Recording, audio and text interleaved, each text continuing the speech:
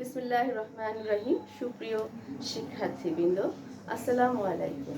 Halima girls online class প্রোগ্রামে তোমাদের স্বাগত জানাচ্ছি। আশা করছি আল্লাহর অশেষ মেহেরবানিতে তোমরা সবাই সুস্থ আছো, ভালো আছো। প্রিয় একাদশ দ্বাদশ শ্রেণীর শিক্ষার্থীবৃন্দ, আজকে আমরা যে বিষয়টি চর্চা করব বিষয়টি হচ্ছে বাংলা দ্বিতীয় পত্র ব্যাকরণ, বাংলা শব্দ গঠনের উপসর্গ অংশটি।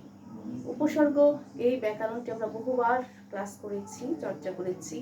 এখন আবার তোমাদের সুবিধাতে শুরু করতে হয়েছে, যেহেতু সিলেবাস শেষ হয়ে গিয়েছে আর বসে থাকার অবসর নেই, চর্চা চালিয়ে যেতে হবে। সেই জন্য আমরা আজকে আবার শুরু করছি উপসর্গ অংশটি দিয়ে। উপসর্গ কি বা বলতে কি বোঝায়? উপসর্গ হচ্ছে যে বর্ণ বা বর্ণ সমষ্টি, মানে উপসর্গ একটা বর্ণ নিয়ে হতে পারে বা একের অধিক বর্ণ নিয়েও হতে পারে। তাদের অবস্থান হচ্ছে ধাতু বা শব্দের পূর্বে। ধাতু কি? ধাতু হচ্ছে ক্রিয়ার মূল, ক্রিয়াপদকে ভাঙলে যে মূল অংশ পাওয়া যায় সেটা ধাতু। আর নামপদের মূলকে ভাঙলে বা মূল অংশ আলাদা করলে সেটাকে বলা হয় প্রাতিপদিক। তো এই প্রাতিপদিক এবং ধাতু তার পূর্বে বসবে, মানে যে কোনো শব্দের পূর্বে সে বসবে। বসে তার কাজটা কি? বসে কাজটা হচ্ছে নতুন শব্দ গঠন করা। আমরা একটা উদাহরণে আসি, উদাহরণ দিয়ে বুঝি। যেমন অকাজ। এই অকাজ শব্দটিতে অ এবং কাজ মিলে হয়েছে অকাজ। অনা সৃষ্টি, অনা সৃষ্টিতে অনা যোগ সৃষ্টি, এখানে অ একটা উপসর্গ, অনা একটি উপসর্গ। তাহলে একটি বর্ণনীয় উপসর্গ হতে পারে, একের অধিক বর্ণনীয় উপসর্গ হতে পারে। উপসর্গ বসলো, এখানে আমরা অকাজ শব্দটিতে দেখলাম কাজের পেছনে বসলো অ, সৃষ্টির পেছনে বসলো অনা। তাহলে উপসর্গ একটি বা একাধিক বর্ণনীয় হতে পারে এক। দুই হচ্ছে উপসর্গ কোথায় বসে? উপসর্গ বসে শব্দ বা ধাতুর পূর্বে। কি করে? নতুন শব্দ তৈরি করে। যেমন কাজ থেকে অকাজ, সৃষ্টি থেকে অনা সৃষ্টি। এবং নতুন শব্দ গঠনের সাথে সাথে সে কি করে? শব্দের অর্থের পরিবর্তন সাধন করে। আমরা যদি একটু বুঝে পড়ি তাহলে কিন্তু মুখস্থ করতে হয় না, না বুঝে মুখস্থ করার বিষয়টা আসে না। আমি 1 2 3 4 দিয়ে বোঝানোর চেষ্টা করি। 1 নম্বর হচ্ছে যে বর্ণ বা বর্ণ সমষ্টি, যে বর্ণ বা বর্ণ সমষ্টি। 2 নম্বর হচ্ছে ধাতু বা শব্দের পূর্বে বসে, অবস্থানটা পূর্বে বসে কি করে? নতুন শব্দ গঠন করে। নতুন শব্দ গঠন করে। গঠন করার ফলে কি হয়? অর্থের পরিবর্তন হয়।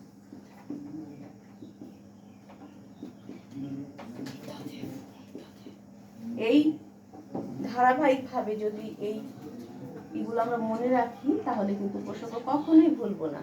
যে বর্ণ বা বর্ণ সমষ্টি ধাতু বা শব্দের পূর্বে বসে নতুন শব্দ গঠন করে, শব্দের অর্থের পরিবর্তন সাধন করে, তাকে কি বলে?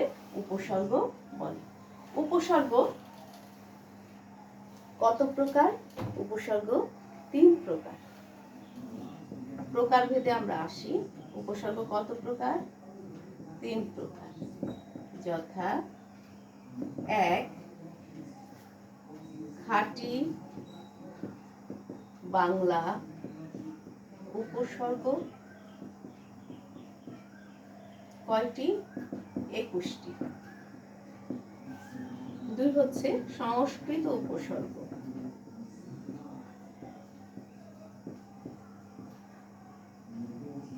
একটা কম, 20টি। বিদেশি উপসর্গ।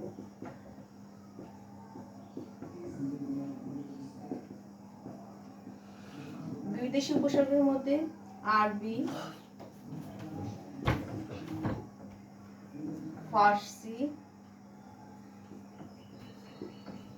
ইংরেজি,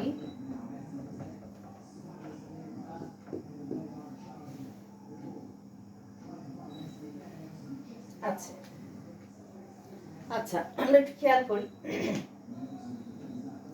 উপসর্গের প্রকারভেদে আমরা দেখলাম যে উপসর্গ 3 প্রকার: খাঁটি বাংলা উপসর্গ, সংস্কৃত উপসর্গ, বিদেশি উপসর্গ।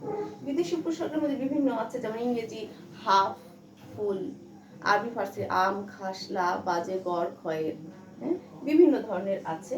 আর খাঁটি বাংলার মধ্যে যদি আমরা আসি উপসর্গ, আমরা জানি এই পুষ্টির মধ্যে অ, আ, অজ, অনা, অঘা, আর, আব, আন, ইতি, উন, কদ, কুনি, পাতি, বি, ভর, রাম, স, সা, সু, হা।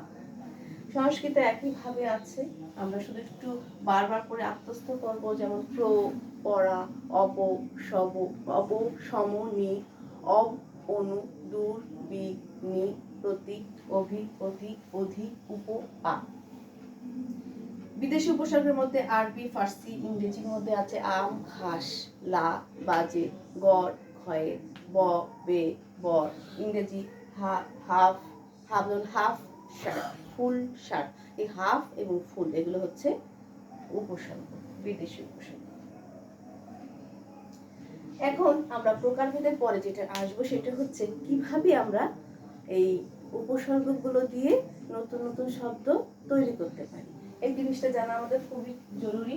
আমাদের ছোট ছোট কিছু প্রশ্ন থাকে, যে প্রশ্নগুলো আমাদের জানতে হলে অবশ্যই আমাদের এই জিনিসগুলো বুঝতে হবে।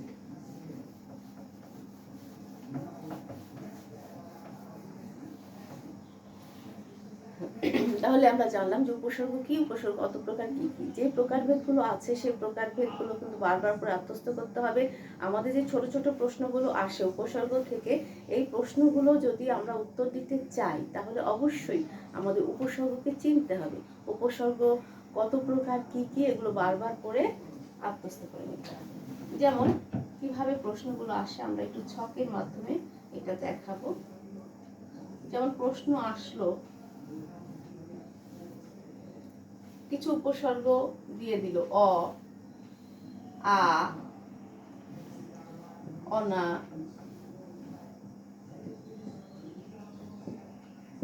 প্রতি, প্র, এরকম অনেক উপসর্গ, যে কোনোটা দিতে পারে। তো এরকম হয়তো 5টা উপসর্গ দিয়ে বলতে পারে যে উপসর্গ দিয়ে নতুন শব্দ গঠন করো, বাক্যে প্রয়োগ দেখাও। তখন আমরা 3টা সারি করব। প্রথমে লিখব প্রদত্ত উপসর্গ, তারপর লিখব শব্দ গঠন, তারপরে লিখব বাক্য গঠন। বাক্য গঠনের এইটা একটু বড় রাখতে হবে। তারপর প্রদত্ত উপসর্গে অ লিখে একটা হাইফেন দিয়ে ইনভার্টেড কমা দিতে হবে। উপসর্গ লেখার নিয়ম হচ্ছে উপসর্গ লেখার পরে একটা হাইফেন দিয়ে তারপরে উদ্ধৃতি চিহ্নটা দিতে হয়। অ দিয়ে অনেক, যেমন আমরা একটা শিখলাম আজকে অকাজ, অকাজ দিয়ে একটা বাক্য তৈরি করব।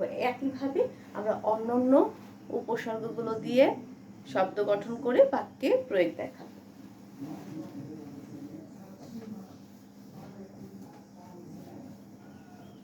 একইভাবে আমরা আরো অনেক প্রশ্ন হতে পারে, যেমন শব্দ দিয়ে বলতে পারে। 5টি শব্দ দেয়া হলো, 5টি শব্দ দিয়ে আমরা অকাজ,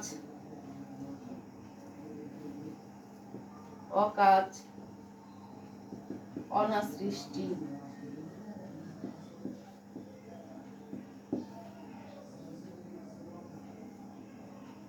আকার, প্রতিকার, প্রভাত, এরকম 5টি বা 6টি শব্দ দিয়ে বলতে পারে যে নিচের প্রদত্ত শব্দগুলোতে কি কি উপসর্গ আছে আলাদা করো এবং ওই উপসর্গগুলো দিয়ে নতুন শব্দ গঠন করো। তখন আমরা কি করব, এই যে আমরা 3টা সারি যেভাবে যে কয়টা সারি প্রয়োজন আমরা সে কয়টা টেনে নেব এবং ভাগ করে নেব। এবং প্রথম থাকবে যে এখানে যেহেতু শব্দ, তাহলে বলতাম প্রদত্ত শব্দ। আগে উপসর্গ ছিল, বলেছিলাম প্রদত্ত উপসর্গ। এখন শব্দ দেওয়া আছে প্রশ্নে, এই জন্য আমরা বলবো প্রদত্ত শব্দ। এখানে লিখবো উপসর্গকে আলাদা করতে বলেছে, তাহলে লিখবো উপসর্গ। তারপরে হলো লিখবো শব্দ গঠন। যেটা যে প্রশ্নে যা যা চাবে সেই অনুসারে আমাকে এই উপরে এই অংশে সেই শিরোনামটা সেভাবে লিখতে হবে। তাহলে প্রথমে লিখবো হচ্ছে প্রদত্ত শব্দ, তারপর উপসর্গ, তারপর শব্দ গঠন। তাহলে যেমন অকাজ, অনাসৃষ্টি, আকার, প্রতিকার, প্রভাত। এখানে অর উপসর্গ হচ্ছে অকাজের উপসর্গ হচ্ছে অনাসৃষ্টির উপসর্গ হচ্ছে অনা, আকারের উপসর্গ হচ্ছে আ, প্রতিকারের উপসর্গ হচ্ছে প্রতি, প্রভাতের উপসর্গ হচ্ছে প্র। প্রথমে আমরা এই প্রত্যেকটা শব্দের অকাজ লেখার পরে অকাজের উপসর্গ লিখলাম অ দিয়ে একটা শব্দ তৈরি করলাম। অনাসৃষ্টি লিখলাম, এরপরে অনার উপসর্গটি এখানে লিখলাম। তারপরে আপনি যে লিখবো আকার, আকারের উপসর্গ আ। এভাবে 5টি শব্দের 5টি উপসর্গ লেখার পরে ওই 5টি উপসর্গ দিয়ে 5টি শব্দ, নতুন শব্দ, ওই শব্দ বাদ দিয়ে নতুন শব্দ আমাকে গঠন করে দেখাতে হবে। এভাবে বিভিন্নভাবে একই ধাঁচের প্রশ্ন বিভিন্নভাবে আসতে পারে। উপসর্গ দিয়ে বলতে পারে নিচের উপসর্গ দিয়ে 2টি করে শব্দ গঠন করো বা 5টি করে শব্দ গঠন করো, বাক্যে প্রয়োগ নাও দিতে পারে। সুতরাং এই ছোট ছোট প্রশ্নগুলো আমরা এড়িয়ে যাব না, চর্চা করার চেষ্টা করব। আরেকটা বিষয় সেটা হচ্ছে আমরা আজকে উপসর্গ এই বিষয়টা বোঝার সাথে আমরা এটাও বুঝলাম যে উপসর্গের প্রয়োজনীয়তাটা কি। উপসর্গ অবশ্যই প্রয়োজনীয়তা আছে বাংলা শব্দ গঠনের ক্ষেত্রে। বিশেষ করে বাংলায় অনেক শব্দ, হাজার হাজার শব্দ আছে যেগুলো উপসর্গ যোগে গঠিত। উপসর্গ বিহীনভাবে মানে শব্দকে কল্পনা করা যায় না। অনেক শব্দ আছে যে একটা শব্দ থেকে আরেকটা শব্দ উপসর্গের মাধ্যমে তৈরি হচ্ছে। শব্দ গঠনের একটা গুরুত্বপূর্ণ প্রক্রিয়া হচ্ছে এই উপসর্গ। তাহলে আমরা জানলাম যে উপসর্গ হচ্ছে যে বর্ণ বা বর্ণ সমষ্টি ধাতু বা শব্দের পূর্বে বসে নতুন শব্দ গঠন করে, শব্দের অর্থে পরিবর্তন সাধন করে, তাকে বলা হয় উপসর্গ।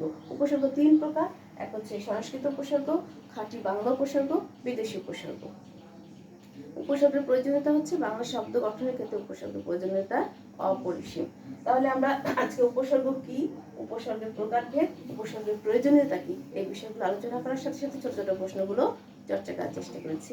প্রিয় শিক্ষার্থীবৃন্দ, আমরা অবশ্যই এই করোনা মহাকালীন সময়ে বাড়িতে শুধুমাত্র বসে না থেকে হতাশ না হয়ে, মনের শক্তি একটা বড় শক্তি, এই শক্তি সবসময় মনের মধ্যে রাখতে হবে। আমি সেটা রেখে অবশ্যই স্বাস্থ্যবিধি মেনে অবশ্যই লেখাপড়া স্বাভাবিকভাবে চালিয়ে যাওয়ার চেষ্টা করবো ইনশাআল্লাহ। তোমরা সবাই সুস্থ থাকো, ভালো থাকো। আল্লাহ তোমাদের সবাইকে সুস্থ রাখুন, ভালো রাখুন, এই প্রত্যাশায় আগামী ক্লাসের আমন্ত্রণ রইল। আল্লাহ।